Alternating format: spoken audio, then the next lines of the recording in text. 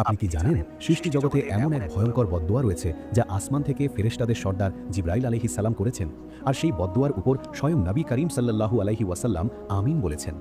এই বদদোয়া তাদের জন্য যারা বরকতময় রমজান মাস পায় কিন্তু তবুও নিজেদের মাগফিরাত করাতে পারে না। তারা কারা আর কেন জিবরাইল আলাইহিস সালাম 3 বার বদদোয়া করেছিলেন? আসুন জেনে নেই। এই পুরো ঘটনাটি হাদিসের কিতাবগুলোতে বিস্তারিতভাবে বর্ণিত হয়েছে। একবার রাসূলুল্লাহ সাল্লাল্লাহু আলাইহি ওয়াসাল্লাম জুমার খুতবা দেওয়ার জন্য মিম্বরে উঠছিলেন।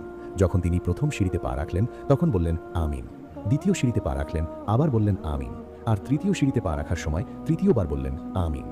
মসজিদে উপস্থিত সাহাবায়ে কিরাম অবাক হয়ে গেলেন। তারা জিজ্ঞাসা করলেন, হে আল্লাহ রাসূল, আজ আমরা এমন কথা শুনলাম যা আগে কখনো শুনিনি। আপনি প্রতিটি সিঁড়িতে আমিন কেন বললেন? নবী করিম সাল্লাল্লাহু আলাইহি ওয়াসাল্লাম বললেন, এইমাত্র জিবরাইল আলাইহিস সালাম আমার কাছে এসেছিলেন। যখন আমি প্রথম সিঁড়িতে ছিলাম তিনি বললেন, ধ্বংস হোক সেই ব্যক্তি যে রমজান মাস পেল কিন্তু নিজের মাগফিরাত করাতে পারল না। তখন আমি বললাম আমিন। উলামায়ে কিরাম লিখেছেন, রমজানের